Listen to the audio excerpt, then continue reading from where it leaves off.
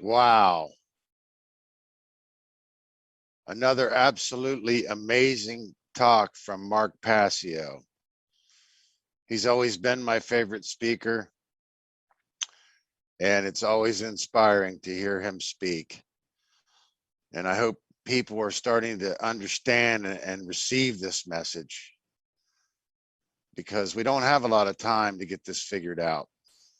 And you can see that we have all of these great speakers putting their passion and their time and their effort into helping us understand this difficult lesson that we all have to learn. And this conference has been just absolutely amazing. And I'm so honored to finally speak and share a stage with Mark Passio and all of these other complementary great light workers. It's just, words can't describe how amazing it's been for me and my personal experience with this. And I hope that you've received value from the information that you've heard here. And check us all out at the onegreatnetwork.com. And you can find the individual speakers and the presenters there. You can make donations on their pages. That's the onegreatnetwork.com. You can find Mark Passio's work at whatonearthishappening.com. He also has a gift section there where you can donate and receive lots of great merchandise, lots of great presentations, access all of his information for free. It's just an amazing website. Also check out myself, Nate Cap, and Brandon Martin, and I'm Douglas Martin at thecubbyhole.com.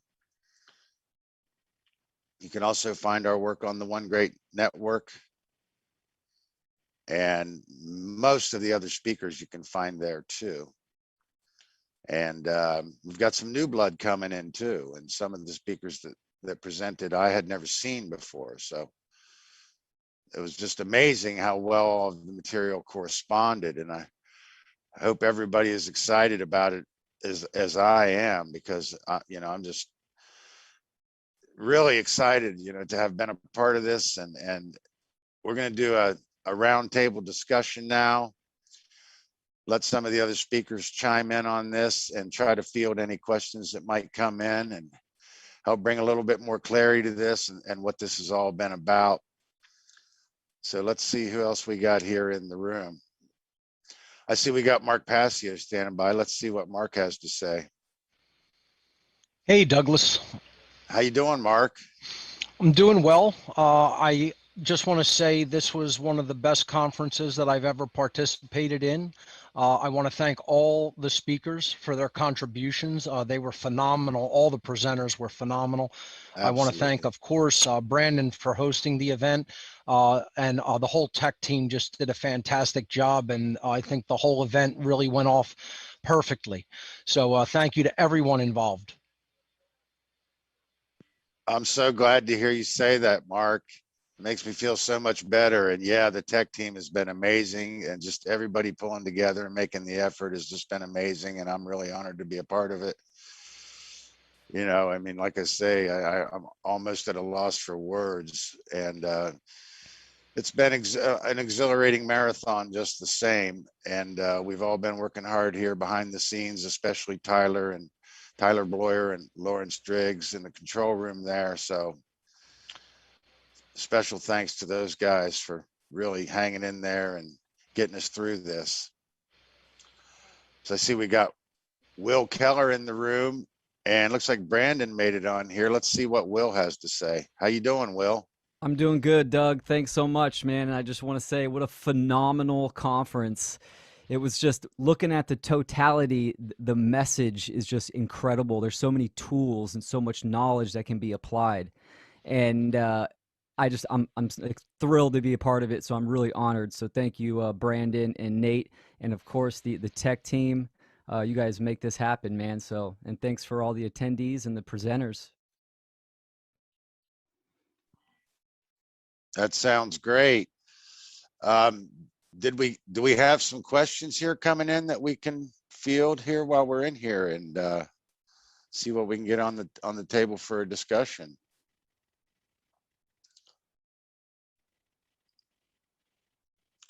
I'm going to take a look here in the chat and see if I can grab a couple questions out of here. There was a couple of questions that I wasn't really sure how to answer, but I got a see good what one you here. guys have It's to say. how do you address that most of the mystery schools today are corrupt and using this knowledge to manipulate others? Anyone want to take that one? Yeah, sure. I'll take that one.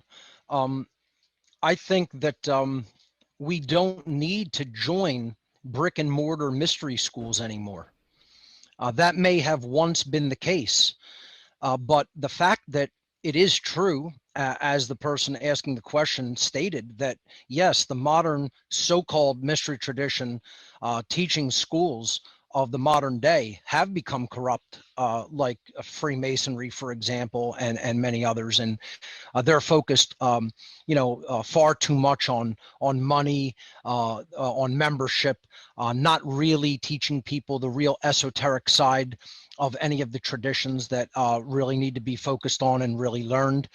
And very often have completely ulterior motives of power in the 3D world, of just networking with other people for power, money, influence, etc., and or outright corrupting and teaching wrong things, so that they tighten their grip if their dark occultists may have infiltrated some of those institutions. I don't think it's necessary any longer to go and seek out and join brick and mortar institutions.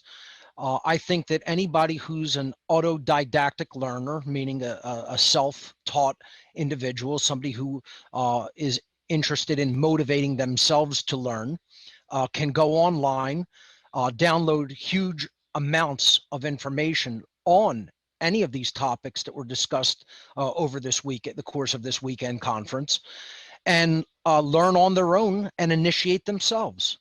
And that's what I've always recommended. I don't think people should really be joiners and participate in modern institutionalized versions of the so-called mystery schools of today. I think they are fallen. I think modern so-called occult institutions or fraternal brotherhoods or orders are largely corrupt. I think that's well known, and I don't think we really have to take this information from them necessarily. I think that again, the tool at our disposal is the internet.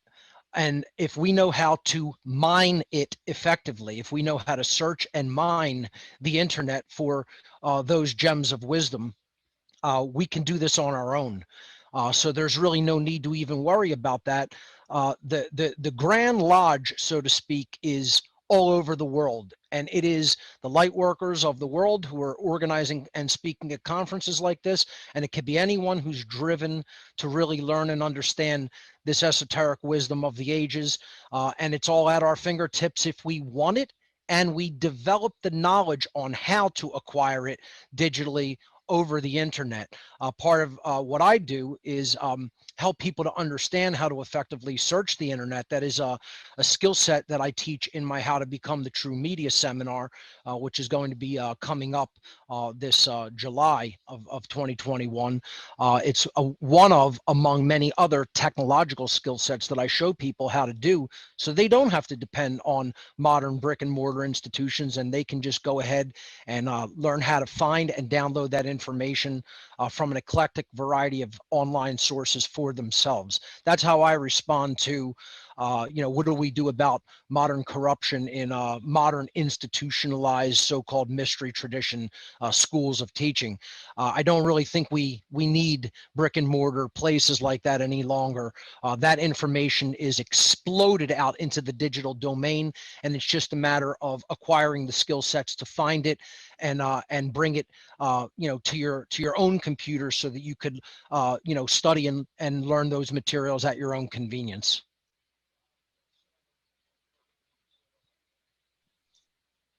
Very well said, and I would fully agree with that. I think that most of the mystery schools or so-called mystery schools or the institutions of today are largely corrupted, and by and large, they act as mostly an interface between municipality and the public. And they seem to be producing what I would call portico or porch masons. And they're largely just there for adornment and their personal ambition to raise in societal strata. And that's not what the schools are supposed to be about. And the idea that they ever had to become a secret society, obviously there was a benevolent need for that, but the time is now for this all to come out in the open. And I feel that I found an initiatory process through using the internet, and largely with your help, Mark, and I'm very grateful for that. And you gave me all of the other material and other references that I could further search that out and verify those things for myself. It was never about looking for a different belief system. It was always about a search for truth. And yes, we should consider that these institutions are used for clandestine operations now, and that they are infiltrated, and anybody's institution has been infiltrated largely, let's just say, by man's ambition, which is based in greed and avarice and personal gratification. So let's see what some of the other panel here has to say about that. Anybody else want to chime in on this? How about I'd you, like Will? Okay. I picked up. Anybody want to chime in on this? I'll chime in real quick. So, you know, the true mystery school is right there in the mirror, looking at yourself and then, you know, observing the outside world. The traditions nowadays are just misdirection and just nets for consciousness. It's almost like, you know, following a religion. It's the same thing. The internet is the library of Alexandria, you could say, nowadays, and it's just about you doing the work right in the mirror, that deep work, shadow work, and then putting into action and getting out there in the field to teach and spread the word. Very well said. And I just, yeah, let me say that Will, you've really inspired me, because I met you in Anarchadelphia on my way out of town, and I just immediately knew that you had something special. And now I've seen some of your work, and I knew, and it's verified that for me. And I'm just really encouraged by what you're doing and your colleagues. I think you guys are doing great work and put forward a great message. And I wanted to say one more thing about the internet. You know, what Mark is saying is absolutely true, because when I first started searching the internet, it wasn't that difficult for me to find the alternative information. And I found a lot of information that it's almost completely disappeared from the mainstream, and the censorship has just, you know, it's full on now. I mean, and what that means with the censorship full on is that there's more happening now, more evil in the world now, more taking place now, but we're hearing less. So let's see if anybody else wants to chime in on this. Yeah, can you hear me? I'd like Sean? to say something quick. Brandon? Sorry, I'd like to jump in. If you join the brick and mortar, that's exactly where they want you. I mean, Mark joined the brick and mortar of Satanism, and they inducted him into the group of control. I mean, that's what joining a group does. So if you want to be free, don't join a group. That's all I gotta say. Check. Can anyone hear me? I think that's well said. And I've always had trouble with groupthink dynamics, and I've got some anecdotes I could tell, but let's bring in some of the other speakers just for now and get their voices on here. Can you hear me, Doug? I see Logan. Yeah, go ahead, Logan. Yeah, okay. Yeah, I agree with the general sentiment here as well, and this actually kind of ties into what I covered in my presentation. If you're seeking that out in that institution, you are again saying you want them to take you by the hand and spoon feed you the method and kind of just babysit you through that process. And then you're still kind of entrusting them to tell you all the secrets. That's how they lure you in, is the secrets and the power and all that. And so essentially you're kind of placing that in that monolithic position.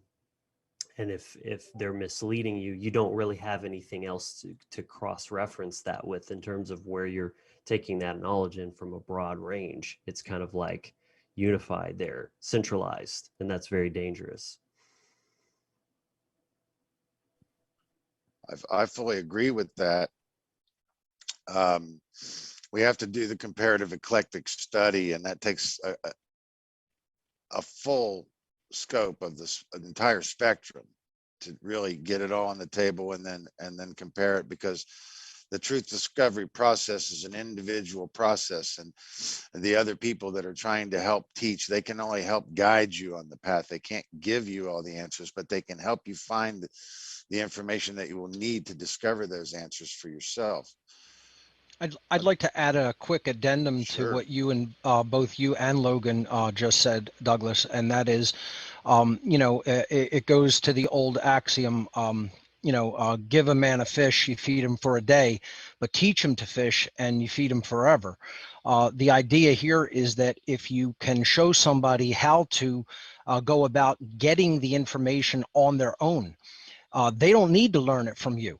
As you were saying earlier, Douglas, you heard some things from me from my podcast series, but then you went out and independently mined the internet on your own and studied those materials independently and autodidactically for yourself to do self-verification of the information.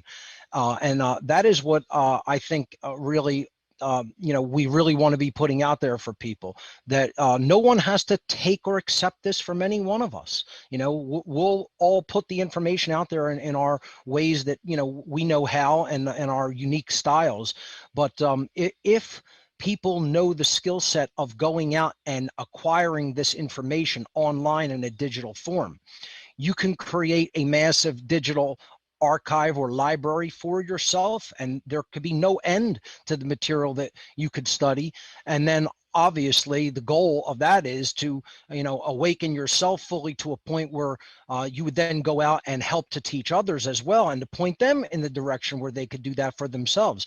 So it's the whole difference, as what Sean was talking about. It's the whole difference between being a group joiner versus what we're trying to do is just point the way and show people how to do it for themselves and how to come by that information for themselves. So I think it's a very important distinction to make, and it's an important one. I fully agree with that. But just so you know, I had a great chronology myself. I kind of started with the Zeitgeist and then went straight into Alex Jones and learned in the early Alex Jones days a lot of political science that is really not available now. It seems like the archives that he had have even disappeared. And I have archived some of it for myself. I was thinking about trying to do something with that, but It's like it disappeared from his own mind when he started sure calling. is. I mean, he wanted. It's okay when martial law comes in. It's Yeah. fine because it's for Trump. Like, I mean, such bullshit. Oh my god. And then Anyway, I went into the astrotheology before I got to Mark Passio's work. Not to talk about you in the third party, but I went into the astrotheology before I got into your work, Mark, and I felt that was so important because and you did give a good demonstration on the astrotheology, but I felt that I would have had to have left that work and then come back to it with more of the knowledge to really glean it in its fullness. And it was so much material. But yeah, I put in the full study on your work, and that doesn't mean I know it all, but I know a lot of it. That doesn't mean I can demonstrate it all for sure, but I made sure that it got burned in there pretty good, and I'm still working on it, and I always will, because there's so much there. It's enough.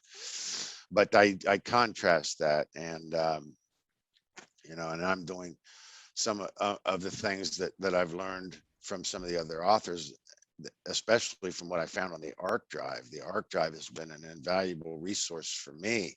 So I want to recommend that ARC drive to people because it's so important and such a great place to start. But yeah, the difficulty of getting the information now makes it even more crucial and critical because people that haven't been searching for truth, their algorithms are algorithms to find the things that have already been added to their profile and their preferences, and they're not finding, and most of the information is largely, been completely obscured, and without the skill set, it's more difficult to find the material now. So I would recommend that anybody that has a chance to sign up for Mark's How to Become the True Media course, because that's an invaluable resource that everybody should look into. And Mark has technical skills that we all can use and can benefit us in so many different ways in our own personal lives as well. Douglas, I want to say that I definitely agree with your point that a lot of that information has been censored. If I had to try to put the arc together from scratch today, it would be a tall order. Thank God I archived the information when I did and did not just take it as read that that information would always be available online. And that is why I created the ARC offer, to digitally archive that material to be able to make it available if such a time of censorship would arrive. And indeed it has. You're absolutely correct that that information is much more difficult to come by today than it was when I put it together over a decade ago. When I aggregated it, I should say, over a decade ago. Truthstream Media is talking about how they're even removing books from libraries. I mean, they're burning information. It's scary, and the internet is being like funneled, and people are, there's less and less availability for real information. And the fact that you did the ARC is, I'm so thankful, and it's such a gift to the future. I wanted to jump in and mention and stress the technological aspect, because this is why I started late. I was resistant to fully diving in and putting in that energy in the technological side. I wanted to go up in the mountains and garden and then do pigeon carriers of truth, but that's not effective.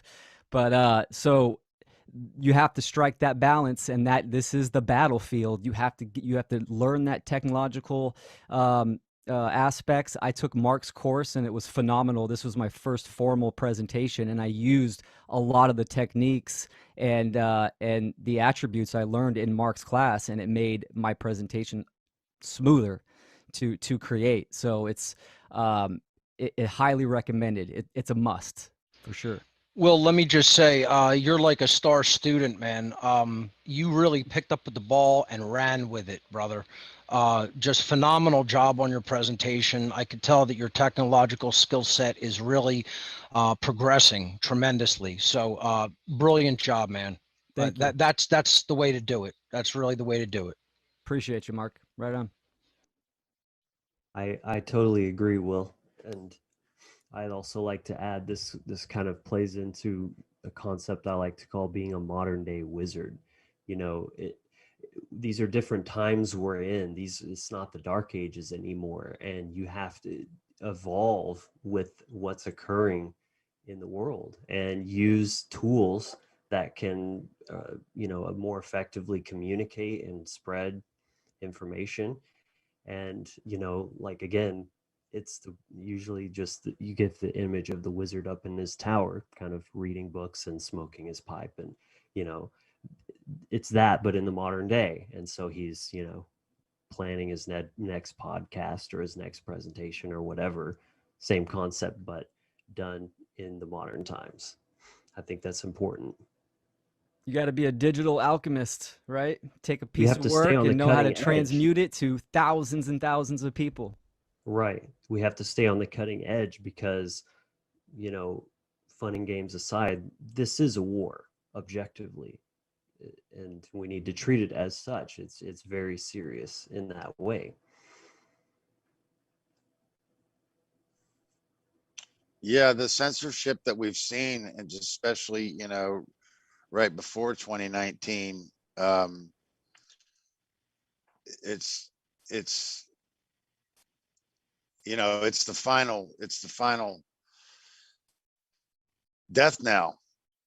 And we have to recognize that, and we have to recognize how severe it is. And, you know, I mean, the idea of the book burning, I mean, why do they call their digital book storage Kindle? And, you know, my wife put her book out on Amazon, and come to find out that they didn't even notify her, but with the events of 2019 and then the restrictions that followed in 2020, they were actually publishing her book in a smaller form. It was still a quality form, but it wasn't the same product, and she didn't even know. So they were just printing the book to order, and didn't even notify us. We actually found out from somebody who had bought the book, and she'd have to tell you the whole story, but I was very alarmed when I heard that, I gotta say. So it's who else do we got here on the panel? I see. I'm trying to find some questions to bring in here, and I had one earlier. Lots of compliments here. But somebody had a really strange question. I wanted to see if we could field this one together. Trying to see if I can find that. It was back in the beginning of the chat. Was it the Kubrick and moon landing question? Is that the one you're going Yeah, for? I think that one was specifically for Sean. Yeah, Sean, somebody said, can you please share your opinion on Kubrick and the moon landing hoax? Well, I believe that Kubrick did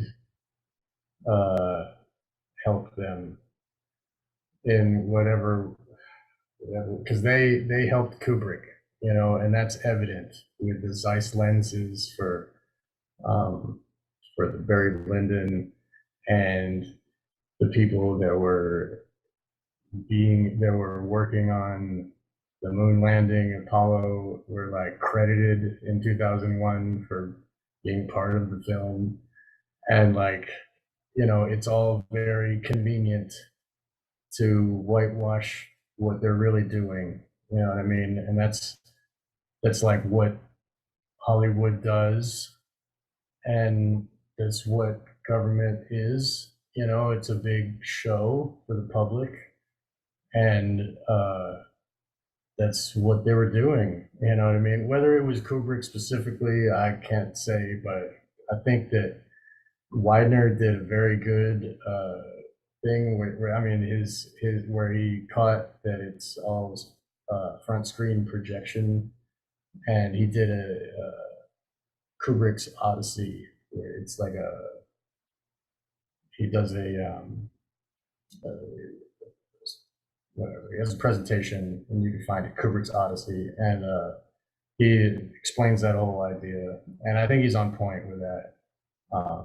Some of his other things that he speculates, they might be a little, I don't go on board with everything, but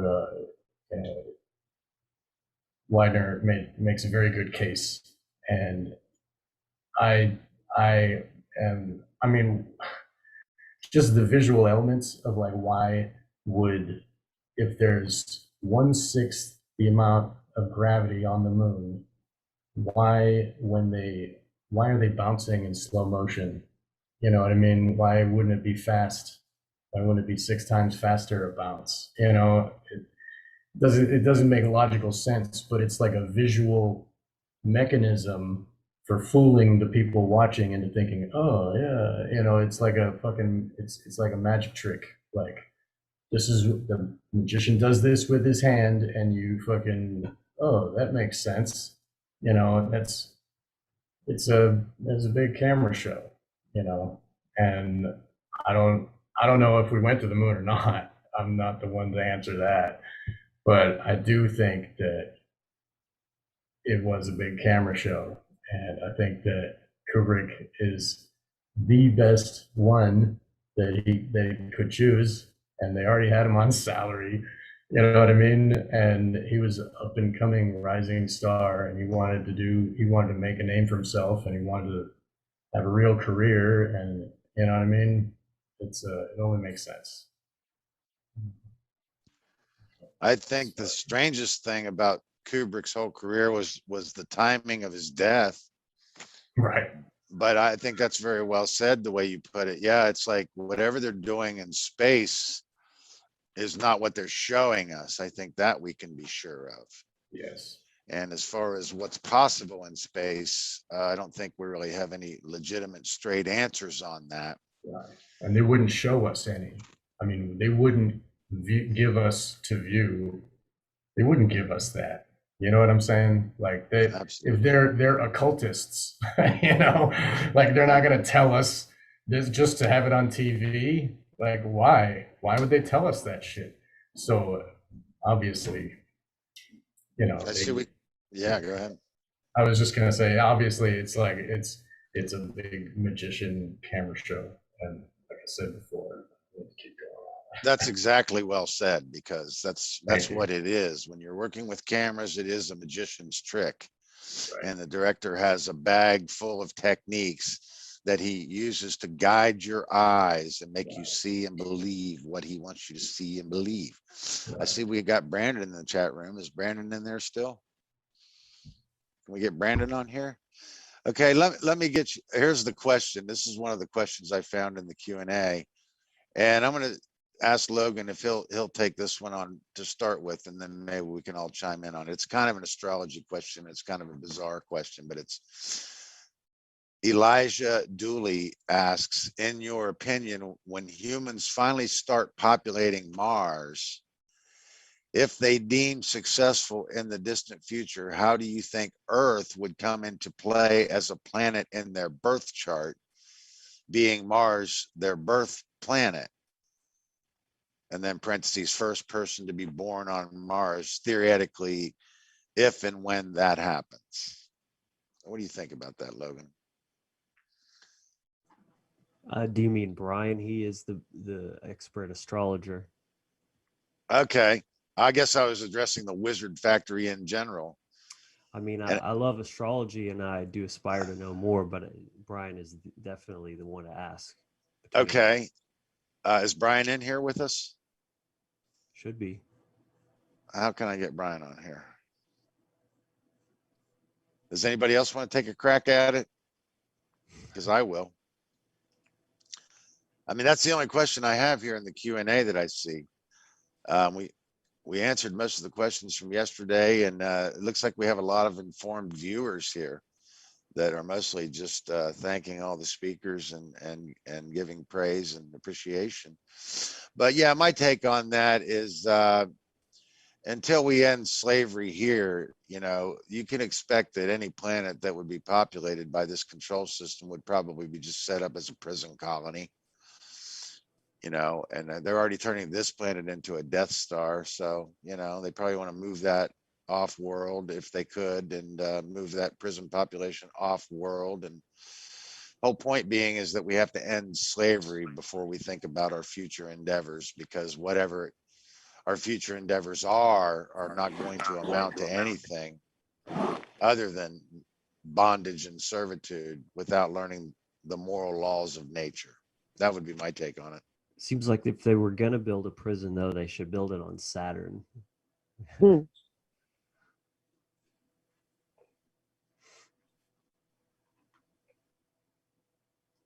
They're building the prison in our minds. I mean, we gotta we gotta guard that before we start guarding they're gonna be up in Saturn or not. What's your take on this, Mark?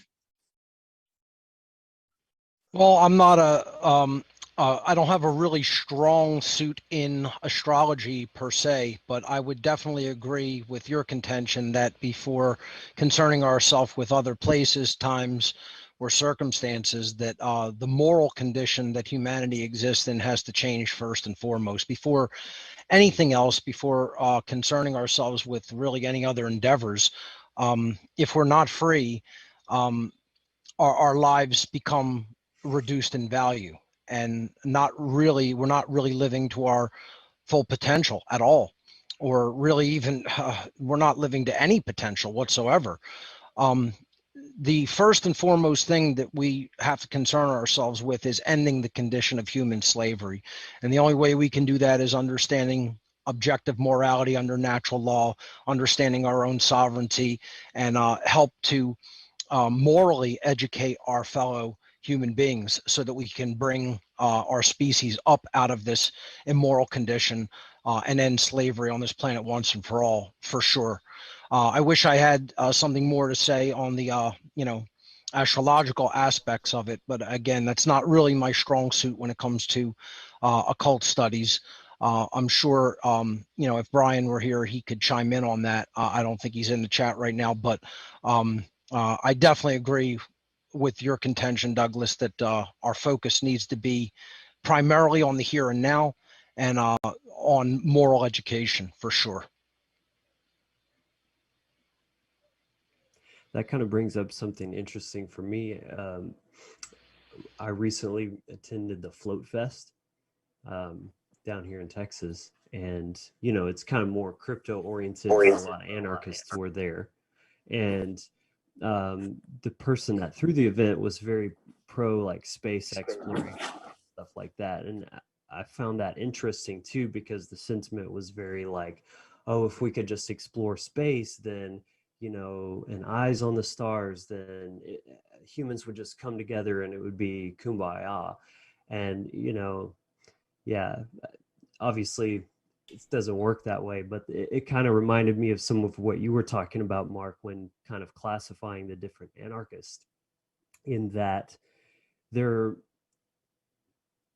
putting the emphasis, the foundation on something other than the principles, the fundamentals, like it's the economical system, or whatever have you. They're just kind of changing that around, or technology is going to save us, or space exploration is going to save us. Same kind of thing. Any of it is some kind of grasping at straws for a way to not take and hold on to that personal responsibility. That's exactly right. It's projection of what they may be interested in themselves. It's a form of escapism. They're looking to get rid of something they don't like, or move in the direction towards something that they do like or prefer, but none of it hits the heart of the matter, which is morality. In none of those forms of so-called anarchism, wrap the word in double quotes, as I said, are they really focused on objective morality and bringing our collective human behavior into alignment with it under natural law. And without doing that, there can be no anarchy.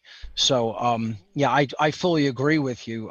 These are people who are looking to escape in some way, or as you said, likening it to looking toward the stars instead of being present, fully present in the here and now, here on Earth at this point in time, focused on the actual condition that is taking place, and even more importantly, the causal factors for that condition, and how we can understand those causal factors from the plane of causality, and then work in our mind to change what we think, what we believe, and therefore how we behave, so that we can improve that condition here on Earth in the here and now. So yeah, absolutely well said, Logan. And it's a great point as to how the thinking in certain group dynamics goes completely awry, and people get onto completely wrong causal factors, or not even causal factors at all, but just wrong lines of axiomatic thought regarding what the problem is and what we have to do and things we have to arrange or new systems we have to create, when none of that is what's going to get us out of this situation that we are in. It's all about morality, understanding the objective difference between right and wrong behavior, and aligning our behavior to it as a species. Very well said. I wanted to say that my screen just changed there. Man will do anything, no matter how absurd, to avoid facing his own soul. And largely what the modus operandi seems to be is them setting up carnival tents all around us and just trying to lure us away from this present moment awareness and this understanding of the moral objective law in nature. And the whole idea is, in the flesh, or head in the clouds, boots on the ground, or feet on the ground. That's what I'm trying to say, is the spiritual warrior with the knowledge in hand to bring in true freedom and the ability to help reach and teach others, and protect that knowledge and reach as many others as we can with that knowledge. So I'm getting a little tired here, but I got a question coming in, and let's see what we can do with this question, because this is a good one, or we're going to have fun with it. How do you guys feel about intuition and common sense? This is Paul Nation. How do you guys feel about intuition and common sense, he says, and then he asks, they are real, and he says that they are real, and some people know this information without studying. So anybody want to chime in on that one? I'll speak to it first and then let other people chime in.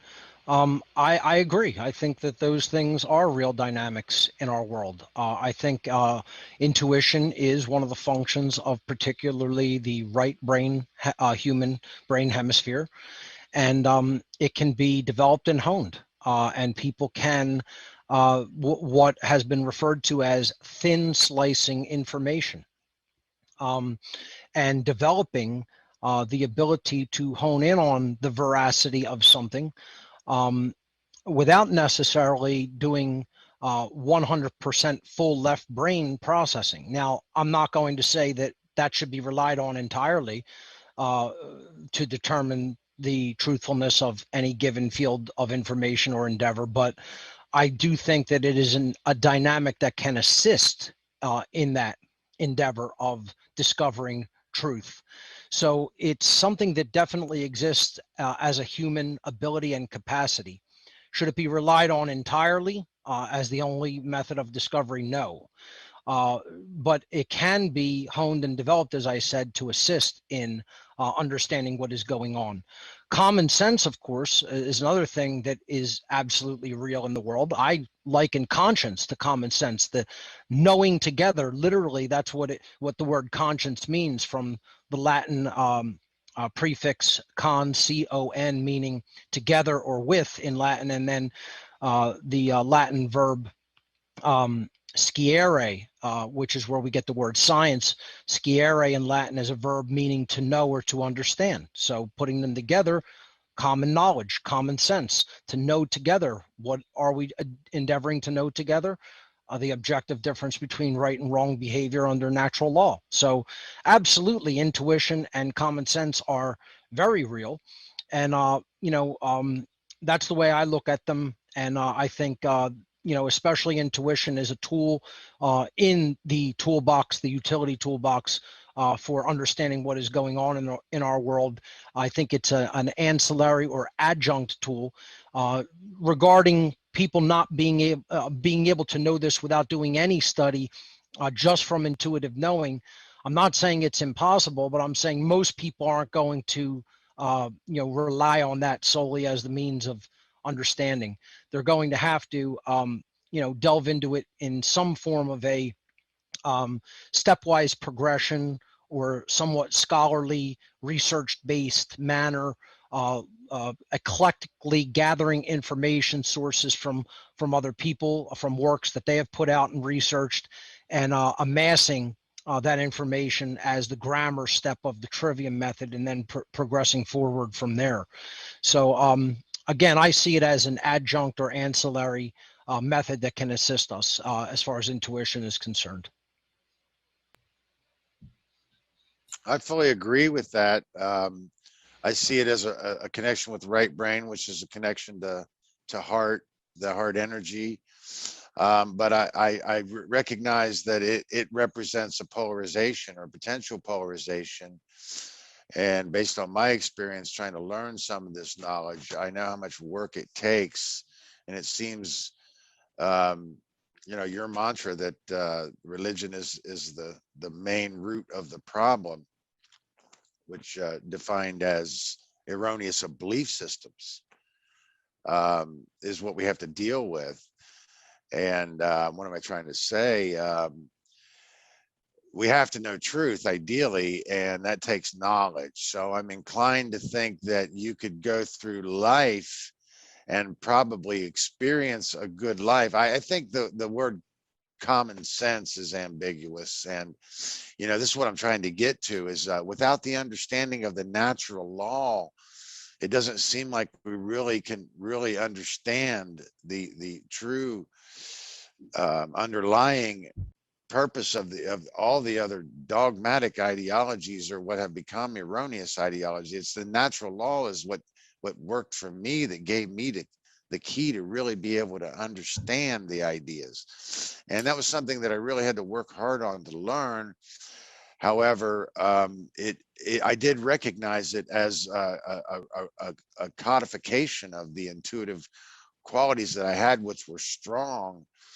For me, I was more of a right brainer, and it was, I felt that was a little bit easier to come into balance from that. But it also took a lot of knowledge to get enough balance in my left brain to get my right brain to start functioning. And I'm thinking of the movie Being There with Peter Sellers. He kind of just is an impartial observer, but he seems to be totally connected to his intuition. And then he ends up, in the upper echelons and he has this great life, and he just, he meets all these important people, and he goes clear up into the highest echelons of social strata, and he's totally trusted, and he seems completely impartial is the way I remember it. And I can think of a few other movie allegories that have examples of that, but let's see what the other people here have to say. I wanted to say that intuition is definitely a thing, and look in nature, look at the way that birds react to a statue of an owl, and the way that we are afraid of snakes and spiders.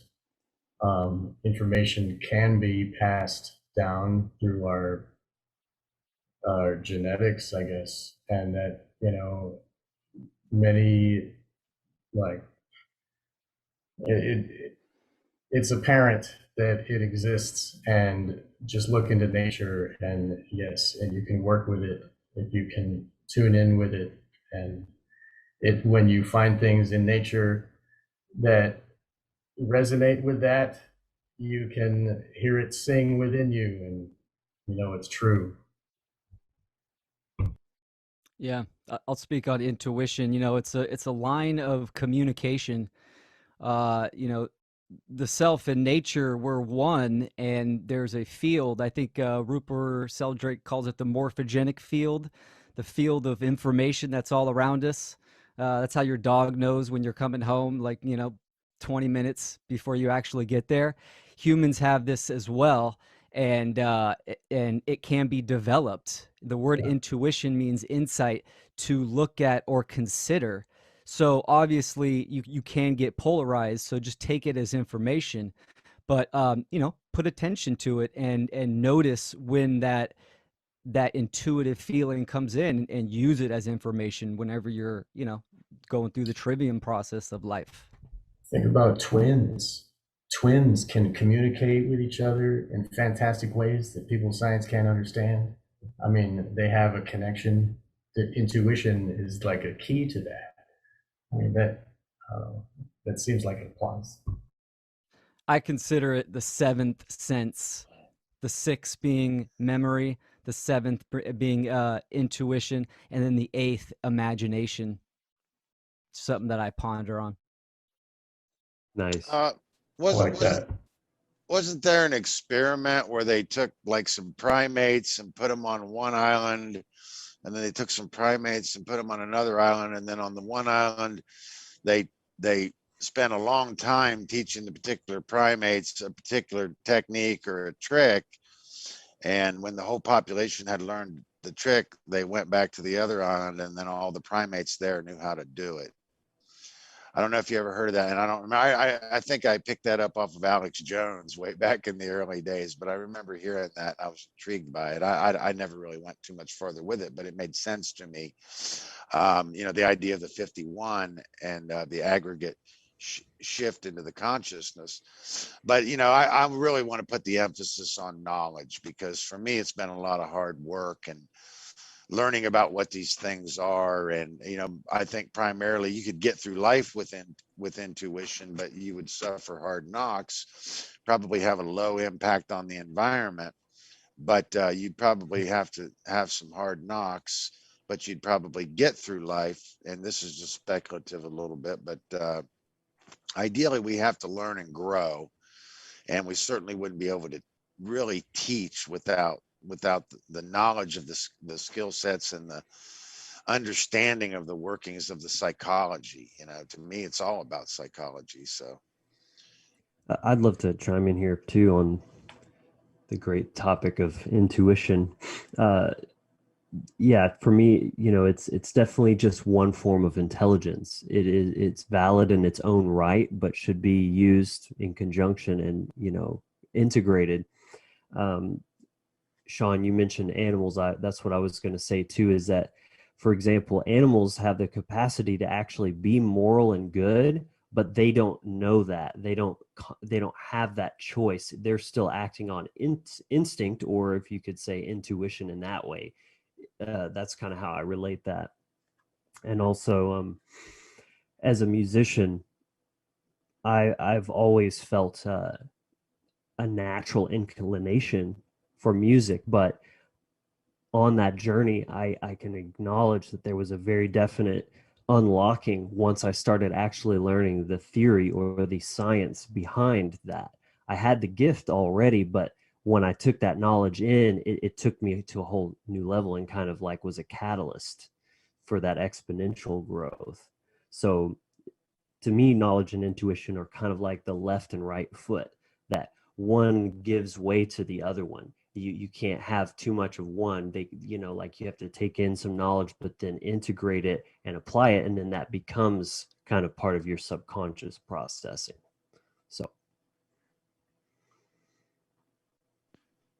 One thing that I've noticed personally, developing my intuition, when I get a really strong intuitive response, the voice after it is usually ego. So it's good to take it as it is. And Logan, what you were saying, that's phenomenal. I dig it.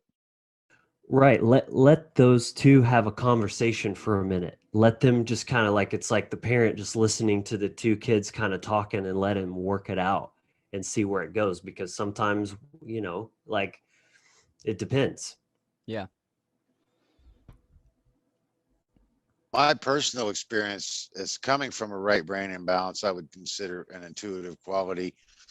I'm a late bloomer all the way around, and I'm a musician too. And I even started playing music late in my teens, and then I ended up, playing on stage shortly after that. So I really had to learn how to do something really fast, and I never really had any problem being on a stage, but I had trouble learning how to play an instrument and understanding music theory. But it was, I pretty much rebelled fully against all knowledge, which was a really dumb thing to do. But I was lucky enough to go back to college in my 40s, because I'm the old guy here. And there was the right brain or the left brain development that I got from going back to college that brought my right brain into more of a balance, because I think of meditation as more of a coming to the middle. And I kind of think that a right brain imbalance would pull you farther from center, because you're already going more so into the intuitive. And I think the left brain propensities would be probably better remedied by the idea of the meditation. In other words, if I spent all my time meditating after that much time in my life in that right brain imbalance, I'd be in really bad shape right now. But yeah, anybody else want to talk on this? I actually have some advice for someone. It's a little off topic than what we were talking about, but I think it's important for communication, because everyone knows when you're talking to friends, family members, just people in general, it's tough. It can be tough, but a method that I found that works pretty good is the Socratic method. So it's a method of asking questions to stimulate critical thinking. And you focus on rights and morality. And, for instance, I ask someone, can I go rob my neighbor? Well, no. Okay, can I hire my friend? No. Can I hire a group of people and call myself government? And when you're asking them these questions, they'll start to fumble within their own logic, and it's a really good method. I think Larkin Rose talks about it too in his Candles in the Dark, the Socratic method, and it's easy because people always want to be defensive and be emotional when you're have an emotional reaction when you're trying to present information. But asking them questions, you're kind of directing the conversation, and It lets them lead to their yeah, own cognitive dissonance. You're exactly. letting them walk right up to it, and then they are kind of faced with that choice of acknowledging it. But most of the time, they will like do the most absurd acrobatics to squirm out of the way. Yeah. It's actually really amazing to watch.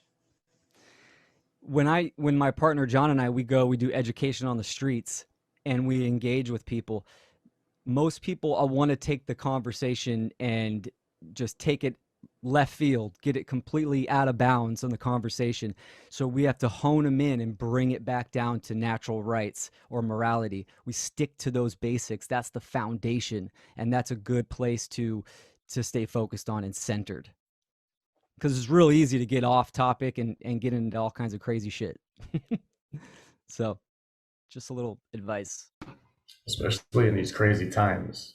You know, it's tough to keep people focused on what you're actually talking about. 'Cause people Well, want to yeah. go nuts. You know what I mean? They yell in your face because all this mind control programming poured in all day, every day, and they just want to explode. They don't know what to do with it. And Well, if you can help them figure it out for themselves instead of them just trying to yell at you, you know, go ahead. I'm sorry. oh no, sorry to interrupt. I'm yelling at you now.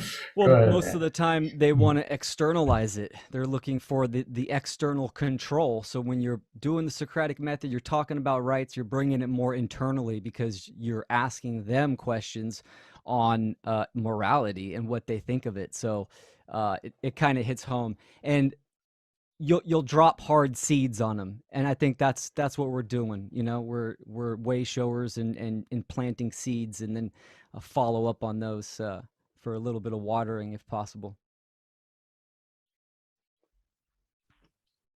Great. Okay. So Tyler's brought three more questions in. So how about we try to field these and then we'll try to wrap it up. And it's been a big marathon for me, and I'm sure we'd all like to kick back a little bit. And it's just, I got a lot to celebrate. I mean, this has been the greatest thing I've ever been part of, and I'm sure you guys would like to get back to it too. But let's try to field these three questions and then maybe try to wrap it up. How's that sound? First question, probably a good one here for Will. Is it practical to teach natural law to children in a stepwise progression? Any tips or advice on this matter, James Cordner? Oh, what 100%. 100%. My daughter is about to be 8, and the Give to Nature book is so good for kids because you have the visual aspect, but it allows parents to elaborate.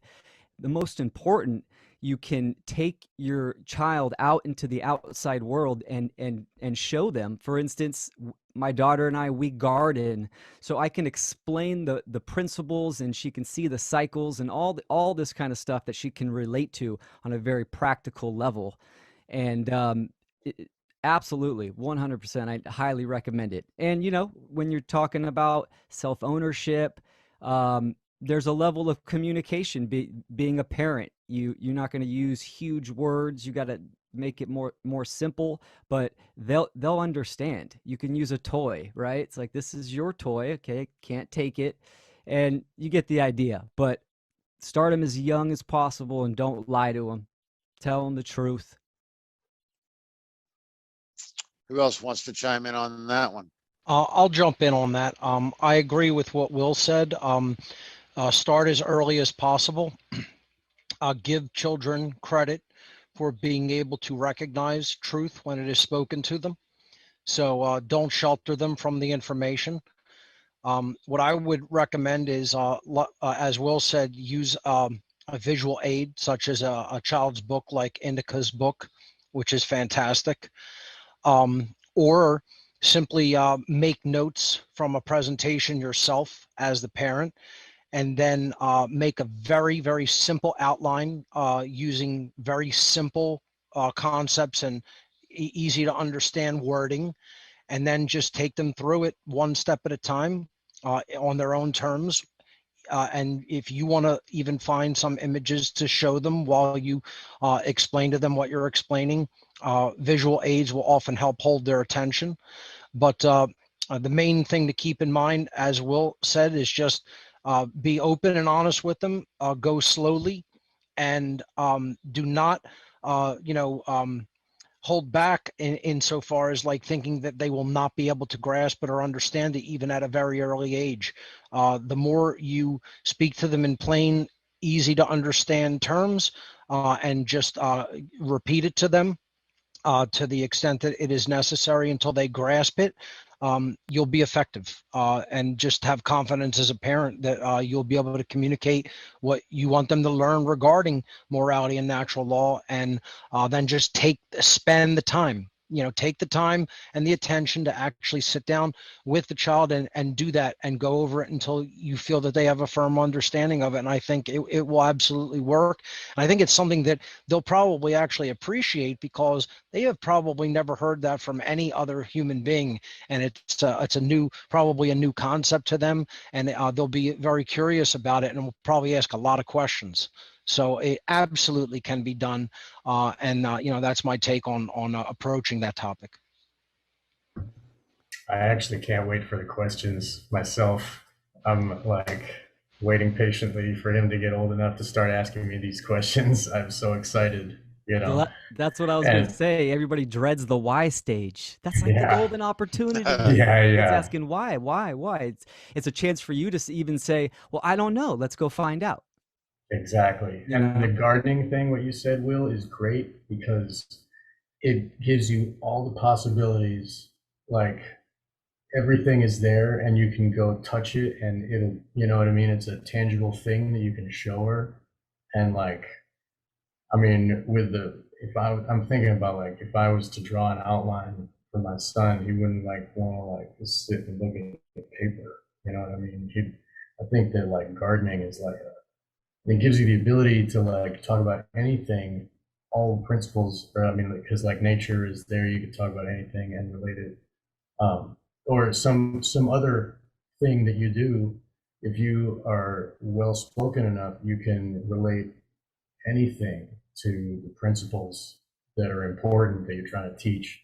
I mean, you start with the principles, and then stepwise progression from there. You know what I mean? Like the absolutely. principle of self ownership and do no harm, take no shit, all this, and that moves out and builds upon, and that, like that's the core. And just like what we had to do, we stripped away all the shit that we knew.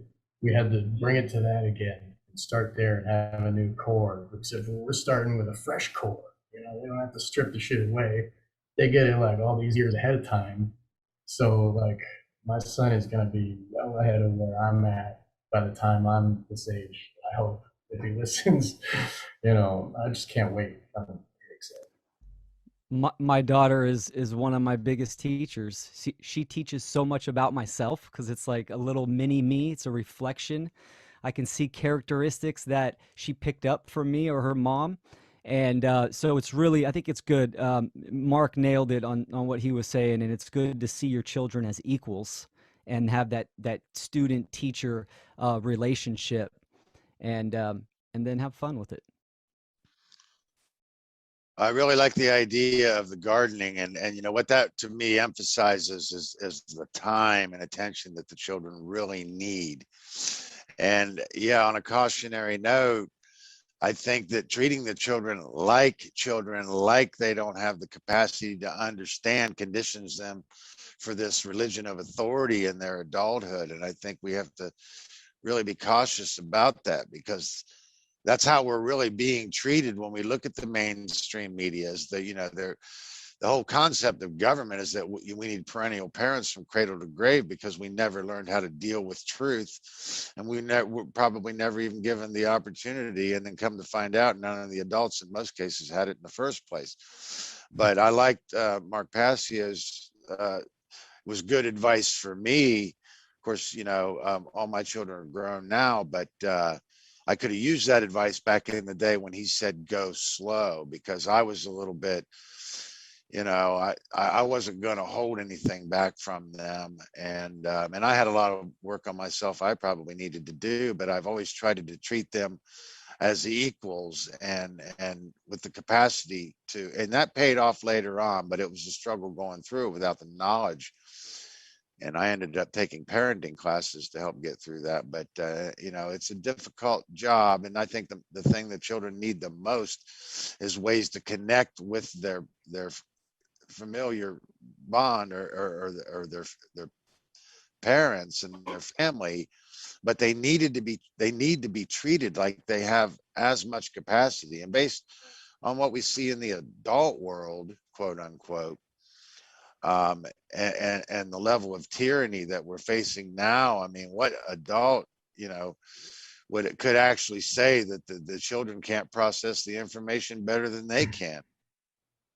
I agree So, that they need to be respected. I mean, they are souls just like us. They just happen to be in a younger body, you know, and they need to be treated with the same respect and, you know, given the same uh, ability and the same, you know, give them the knowledge too. You know what I mean? Even though they might be too young or whatnot, you know, do your best and you know, treat them with the same respect that you would an adult. You know, they just happen to be in a young body. You know, I totally agree with you, Douglas. You want them to figure it out on their own. You're the facilitator, but they need to integrate it, not just memorize it. You know, right. and regurgitate just information. They actually need to. It's got to be something that they can interact with and experience. So That's just what I was going to say is ultimately, if you are their model, then you are to be that master magician that's applying your imagination and my imagination to create those experiences for them, for which they can actually see the evidence of those lessons for themselves. They don't need to believe you. You don't need to impose anything on them. You use your creative ability to create experiences for them that are safe but challenging, that perfect balance that creates flow state. And then that's going to be the best thing you can do for them, and give them that care and attention to do that, to put that creative force to their benefit. You know, there's a you lot have kids I that could are say older. about this. Go ahead. No, I was just last point I was going to say. Even if you have kids that are older, they're grown. You're still the parent because you can still lead by example. So, good point, Logan. And a lot of us grow up and end up, you know, trying to raise our parents from that point. But, you know, we all have information that we can share. And the whole point is to get into a state of growth and maintain a state of growth. Children need a lot of affirmation and they need a lot of attention, but you don't want to give them too much. But one thing I want to say about this is, yes, children are the future and they deserve to have a bright future. However, reaching the children is not the answer, because the children did not create this problem and they certainly cannot be expected to fix this problem. So ideally, it's the adults that we got to reach, and they are calcified and doubled down in their egos. So that's largely why it's called the great work. You know, at this stage in the game, it's the great work and then some, because those are the people that we have to reach. And it's not really an organic, it's a lot of unlearning, like Mark said. And is parenting is a difficult thing to do. But I mean, my best advice to any parent out there is that give them as much attention and time as you can, and give them the affirmation that they need, but not too much. You know, you don't want to put them on a pedestal, but you know, you want to let them know they feel appreciated. And then, like I say, you know, treating them with the confidence that they can learn anything that we know, you know, over a given amount of time. Sometimes you're not going to learn immediately, and some things have prerequisites, but that's also part of the building the trust bond. So I think that's important. So looks like we got Brandon trying to get in here. I think we got one more. Oh yeah, we got one there's more someone, question. It's David kind of a different- Edwards wants to ask a live question. So David, you can go ahead and try to ask that now if you're available to try to ask that. You're off. Hi, can you hear me? Yes. Yes. Oh, cool. Yeah, I've got a question for Mark. Can Mark hear me? Yes. Yes, I can. Hi, Mark. First of all, I'd like to thank you so much for teaching me about natural law. You've changed my life, man. Thank you, David. In return, I'd like to teach you something and ask you a couple of questions about it. In your podcast, I think it was somewhere in the 60s, but I can't find it through lots of searching. You mentioned about the Great Pyramid and the chakra system of the chambers in the Great Pyramid maybe being a ascension, instruction, and a record of the timeline of humanity. Do you know what I'm talking about? Do you remember? Yes, it's one of the theories of the method of construction of the pyramid. What may have been a encoding built into it, as I talked about in this presentation. There is an occult decoding of the pyramid as a timeline of life and about a learning and growth in spirituality in our life experience. And that's what I decoded toward the end of this presentation at S.E.E.D 4. Yeah, you ready to have your mind blown, Mr. Passio? Okay. Yeah, I'm sure you're aware that the speed of light in metric is indicated at the apex due to its latitude north in decimal, yes? I've heard about this, yes. Are you also aware that the speed of light in metric is indicated at the base of the Great Pyramid, in so much as if you draw a circle around it and a circle inside it and subtract the smaller circumference from the larger circumference, you're left with the speed of light in metric? Okay. So you've got the heavenly vector at the top and the earthly vector at the bottom, yes? The whole principle of ancient philosophy was to connect heaven and earth, whether that was the the plane of causation being the mental, energetic, spiritual plane, or the frequency, the high frequency and the low frequency, or whether it was metaphysical and physical. Well, how do you join the apex of the Great Pyramid to the base of the Great Pyramid? You look at the stones. Now, in the Great Pyramid, it's made up of over 200 layers of stones. And these stones, although they're all of different sizes, are consistent in height or thickness throughout each layer, okay? Okay.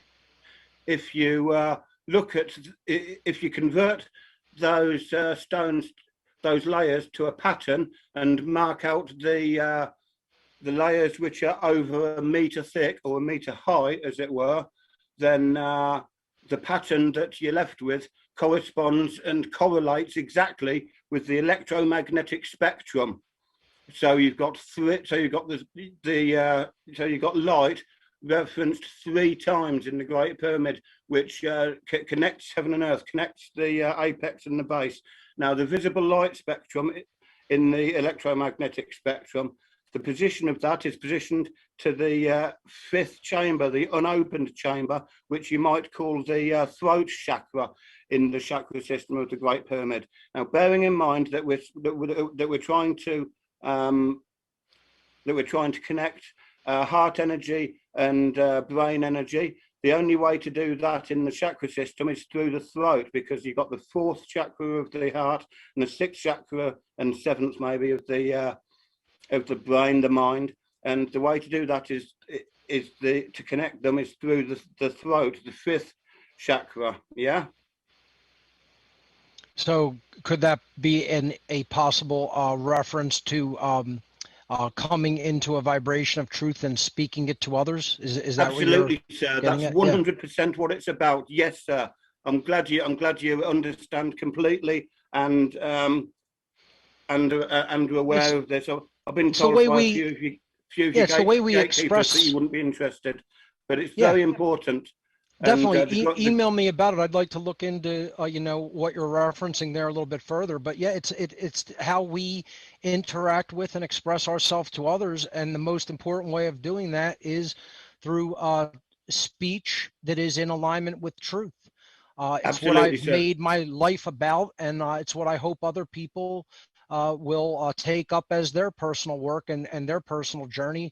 I mean, look at this phenomenal lineup of speakers, people who are reaching others with their voice. That's all coming from that throat chakra. And I love what Regina did earlier in the guided meditation, talking about the throat chakra as a mechanism of speaking truth and activating courage within ourselves. So many people out there may even know a lot of this information, but are haven't developed the courage to speak it, especially publicly or online. And hopefully an event like this will serve as a mechanism of inspiring people to open up their, not only their heart chakra for care for truth, but for the throat chakra for being able to develop the courage to speak it publicly out there, so that other people may learn it, because everybody has their own unique way of doing that. So I think it's a great point that you brought up there, David. Thank you, Mark. I'd just like to say that the speed of light at the apex and the speed of light at the base aren't my discoveries, but the correlation of the electromagnetic spectrum and all of the spiritual technology and analysis that comes from it is my discovery. I've been trying to get through to you for a year. You've got an email from me in your email box with the attachment of the diagram explaining, showing what I've just told you, and I have not seen that, so send it again. I get so much email. It may have gone into a spam folder, been interpreted as spam. Just send it again, and I will definitely check it out. I'll get back to you. Okay, I've also sent you a friend request on Facebook. I know you don't use it an awful lot, and Leah tends to look at it, but I've been trying to get hold of you for the past 6 months, a year at least, and it's really difficult with your gatekeepers to get through to you personally. And I'm so pleased to have got through tonight, and that you're interested in it, because we've got to talk, sir, about this. It's we can use this to enlighten the world. The Great Pyramid is not only a record of humanity and a instruction manual on the microcosmic and macrocosmic level, it's also a consciousness generator and an ascension machine, and it's sent to us for this purpose at this time, to generate the consciousness and enlighten the world. We can use it as a teaching maquette to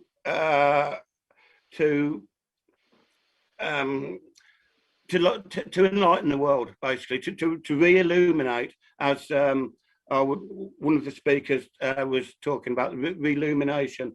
Which one was that? I can't remember now. I'm sorry. It's, that was Nate. Yeah, that's David, Nate Cap. Yeah, thank you. Brilliant, I think it's brilliant, Nate. That was. I I'm think sorry, Mark. It's 5:30 in the morning. Yeah, I think it's a over here in great the point UK. that you brought up. Definitely, social media like Facebook is not the best way of getting a hold of me, because it just, there's so much there, and I really don't, as you said, I don't use it extremely a lot. I use it pretty sparingly. Just resend the email, and I will check it out, and we can maybe have a discussion on it at some point. So thank you. Thank you very much, David, for the great information and the great questions. And yeah, Mark, I really loved your ascension analysis on the inner chambers of the Great Pyramid. I think that's very important information. And thank you. I wanted to do something, interject something that was kind of special for this presentation. And, obviously that, theory or decoding has been out there for quite some time, but I felt like I wanted to, add a little bit of a special analysis there, that connects with the topic for this presentation. Yeah, I love that part. It was really great. And it's very important information for us all to understand. So I'm looking forward to getting back to that material and working with it more myself. So we got a couple more questions, guys, and then we had a live question. So that's really great. Looks like we got a couple of the panel members having trouble getting in. So let's try to field these questions and then wrap it up. How's that sound? So this is for all of us here. This is a good question. Um, he says, James McCormick wants to know, what would the path for integration into a society based in natural law be for those who are beneficiaries or enforcers of the current paradigm? Anybody want to take that one? I'll read the question again if I need to. Yes, he wants to understand how that would look in the transition, you know. My question would be, are we already talking about natural law being established in society and what it would be like for people who, are coming from the old paradigm, or I guess he means in the transition now, in the world as it is now, how would we get those who are beneficiaries or enforcers of the current way that the world is to move toward an understanding of natural law and give Yeah. up their evil ways, so to speak. I think it's very, very, very difficult. That is what the great work is to actually do. And, I mean, I'll start an answer to this. And again, people chime in as they wish. But I think really, if somebody's very tied, it depends on how egoically calcified and tied to their entrenched belief system they are. And I think what's really one of the only ways, unless something very unique happens to that in that person's life experience, is they're going to have to become uncomfortable and suffer. They're going to have to experience suffering. Suffering is not necessarily what we could call always evil or negative. Sometimes suffering is there to awaken us, to push us into levels of discomfort until we abandon a wrong, erroneous and dogmatic and calcified belief system. This is how it happened for me. I wasn't at all really a beneficiary of the existing system, but I was a pusher of it. I was an ideologue of it, you could say, and I had to suffer until my ego brought me to a place where it was either ascend or die. It was either come out of that state or physically you're not going to live too much longer. And it brought me into the depths of total despair and depression earlier in my life until, I finally had to acknowledge that the problem, lay in my own thinking. And I think that's what's going to have to happen for many, many, many people, unfortunately. It's a sad fact of the matter, but I think really, unfortunately, one of the only paths out of that mindset for people like that is going to be to suffer to such an uncomfortable extent that they finally have to realize that the problem lies in their thinking and they have to abandon that way of thinking and that paradigm. But the only question is, how much suffering is that going to take? Anybody else want to chime in on that one? Yeah, it brought up for me kind of the thinking that comes along with the statist mentality. I'm not saying the person that asked the question is taking this mentality, but it is what is still kind of left in the programming when coming out of that is, this question of like, how would this work or how would that work, as if there has to be one way that everybody does things, right? And we all just kind of like have to do that. That's what the current system is. So I already see things kind of shifting almost to what like Thomas Sheridan talks about as a parallel society, where people are kind of just seeing that the system isn't working and trying to peacefully exit and just go do their own thing. And at some point, we'll see how long that can coexist. Right now, that's kind of happening more and more.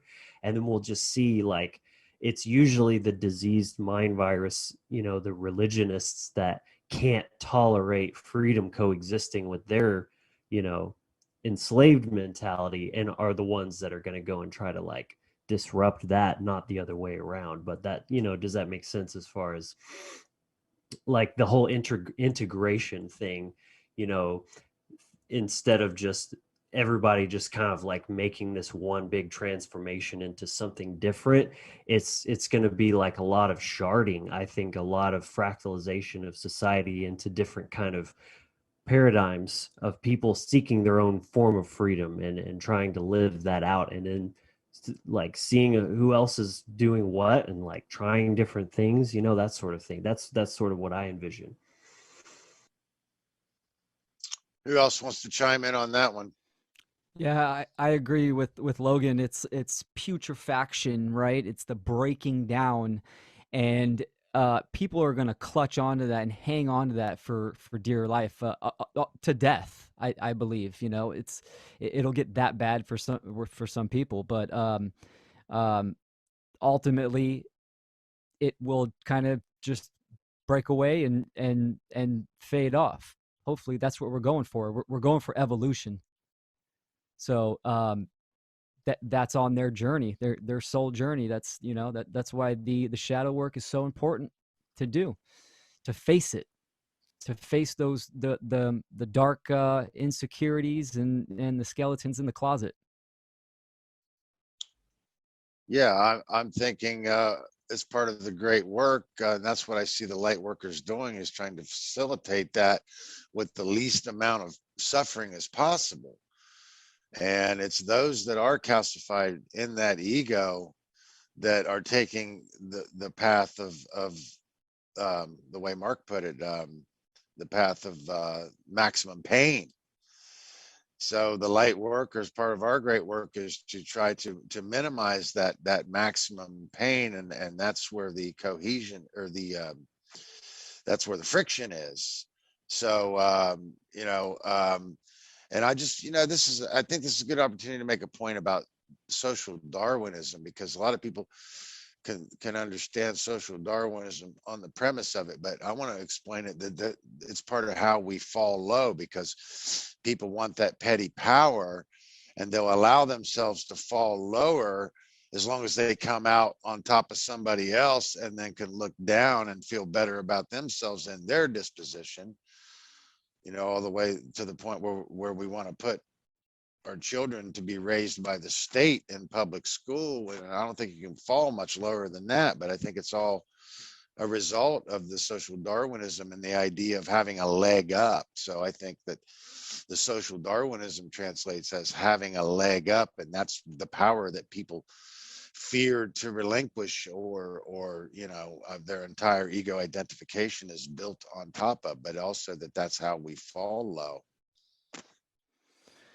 Yeah, plus it with natural law, right? You're going to get what you give. So on the aggregate level, this isn't going to last for too long before the rubber band snaps back. And I'm saying this like in a bad way. It's not gonna work out well, but there's only so much nature will take before it comes crushing back down. So That's interesting. You just said about natural law, knowing that you're going to get what you give. That's a proactive mentality, right? Proactive. I'm going to put this out and then it's going to come back to me. Most everyone else who is stuck in the satanic mindset, they're in the fear-based reactive mentality of, I'm going to give what I think I'm going to get. In other words, everybody else is out to get me and cut my throat, so I'm just going to do it to them first. That way it's justified in my own mind for doing that, because they would have done it first. It's the exact inverse. The law of correspondence is the false version. Yeah. It's solipsism, right? They only care about themselves versus someone that is, in harmony with the laws, understands the law of one. We're all a big human family. I think that's why, people that understand objective morality and the laws of nature, they have an immediate connection, because they understand this foundational energy that unites all of us. So, when we connect with someone that knows the information for the first time, it's a strong connection. It can be. It's almost like just true human um, familia in some way, if that makes sense. It does make sense. So I got one more question for us, guys, and then we're going to wrap it up after that. And it's kind of addressed to me, but I'm going to ask for you guys' help a little bit with this, just to see where this goes, and then we'll wrap it up.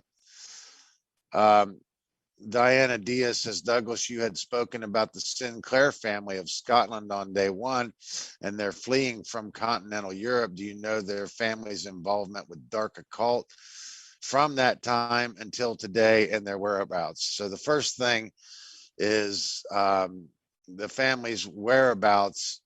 I can't say I know exactly where they are, but I can say that I see evidence that they are here in America, in this country, and that there seems to be a connection with the Sinclairs with Samuel Morse, who was the inventor of the Morse code. And that's interesting because that's a form of cryptology, and it's a huge subject. But my whole point about it was how the knowledge had managed to come into the West, following the Dark Age and the anti rationalism of the Latin Christendom, and the idea that they were dark occult, I wouldn't necessarily agree with. But to fully understand that's a huge subject, you would have to really understand, most of the history of continental Europe and understand the difference between Britain, because it's a unique history in Britain. But ideally, the takeaway on it is understanding how the knowledge managed to come into the West and how the modus operandi of the Roman Church was to eradicate anything non-Christian or or not received from their ministry. So anybody else want to chime in on that one? I'd like to hear from all of you on that one, if you can. Anybody, I'll jump in. I'll jump in real quick. I would say that while I don't particularly make it a speciality of mine to study bloodlines or, particular, families regarding, occultism, my speciality lies in the ideologies, and the mind control methodologies that they employ. So speaking as to what happened to that family, the Sinclairs, I wouldn't have any information regarding that, but I could tell Diana that if she wanted to ask anybody about that, the only people that I know that might have more information would who do get into familial bloodline aspects of the dark occult are the two people that I know personally that do that is Fritz Springmeyer and possibly Jay Parker. So they might be avenues of potentially being able to ask for more information. So just wanted to let her know that. Yeah, I recall Jay talking about that. So yeah, I'd like to revisit some of Jay's work. How about you, Will? I don't have too much to add to that, but I will say that I don't focus on the bloodlines as well. I don't even really focus on trying to figure out who they are. I mean, I'm aware of the ideologies and the type of people they are, but I'm talking about even Bill Gates. I have a general information. I understand that he's what he is. He's a eugenicist and et cetera, et cetera. The real problem is the majority of people with an incorrect mentality. That's the big problem. So again, it's just kind of honing in and consolidating the information and focusing on the actual causal factors for me personally. I fully agree with that. It's about following the ideologies. It's not really about the who, it's about the why. However, we do need to be aware of our surroundings and any potential impending danger in our surroundings. There's definitely a balance to strike, I think, in terms of the research and where you go down that rabbit hole, because it, like know thy enemy and understand those things. But all those extra, there's definitely too many, in my opinion, conspiracy theorists that know way too many facts about this happened and this false flag and whatever, but they don't understand the first thing about themselves and on a spiritual level. Yeah, we I need agree. to go back to fundamental axioms and put first things first. And that's why they're called principles. That's what has to be focused on primarily. Absolutely. I couldn't agree more. And let's hear from Sean before I wrap this up for us. What do you think about this topic, Sean? And I put my finger up because I was listening to Mark and I said principles and I pointed to my temple and I wasn't actually raising my hand. The Sinclair Broadcasting Group or Sinclair Oil Refining are these things related to that? Lawrence brought up Sinclair Broadcasting Group in the chat. Yeah, I don't really. Yeah, I mean, I know there's something to the bloodlines. We're talking about dynastic families that have survived through the centuries, and they do hold power. However, the idea of marginalizing a resistance to not only the English crown but also the Roman Church during that Renaissance period, I mean, my first suspicion would be that the modus operandi of the Roman Church would be to marginalize anything non-Christian, and the fact that they're being persecuted, the Templars being persecuted by the church and fleeing to Scotland, was their last safe haven. And then the whole history of William Wallace and Robert Bruce. It's a long story, but it's fascinating to study, and it's something that I study and will continue to study. But again, I agree with the whole panel. It's not about the who, it's about knowing the self and understanding causality, understanding how the nature of evil in our world, and the depths to which we understand the nature of evil is equal to the heights to which we understand good.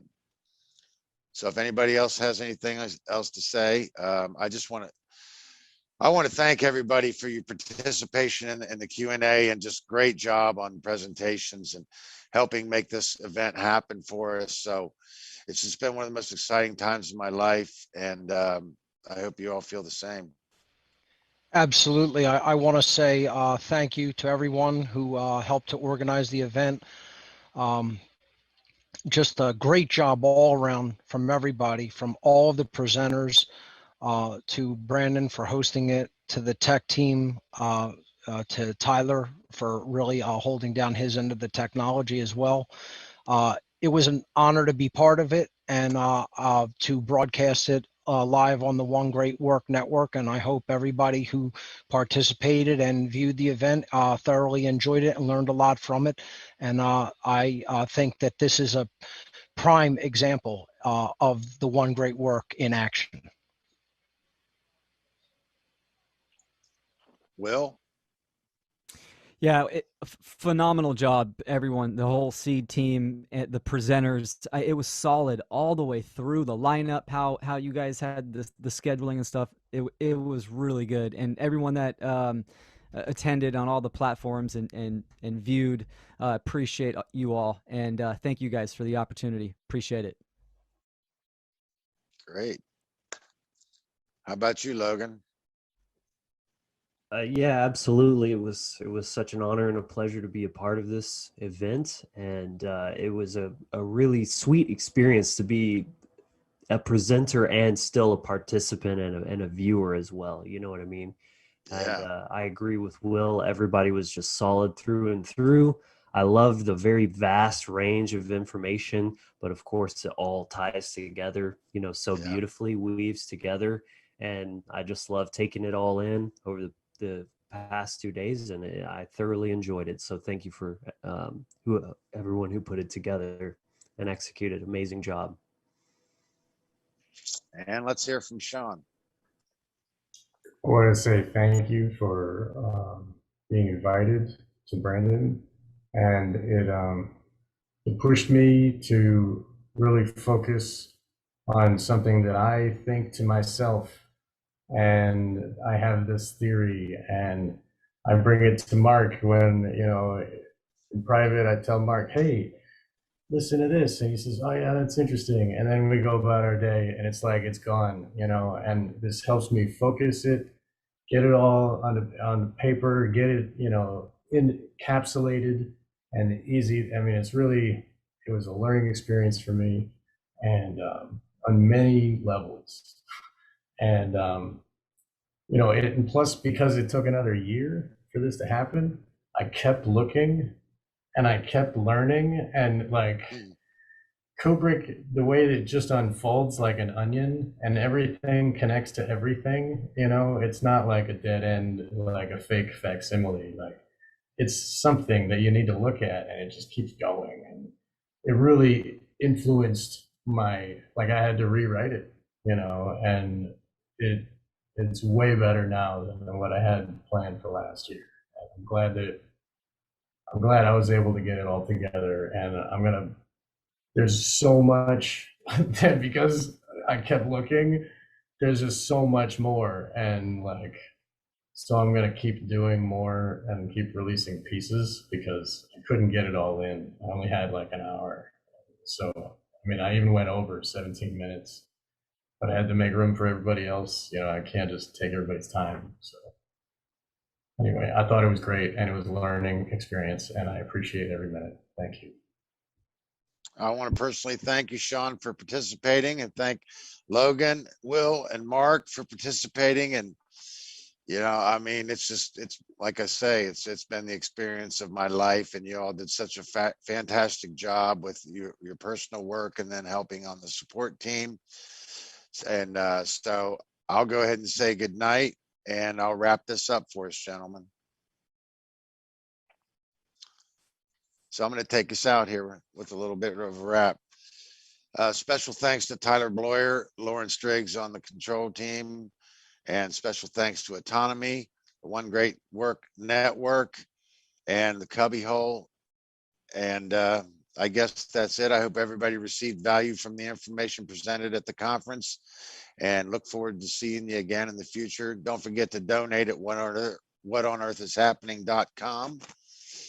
You can find gifts there and lots of great information. Also, you can make donations at cubbyhole.com and on the onegreatworknetwork.com. Thank you, and keep up the great work. Good night.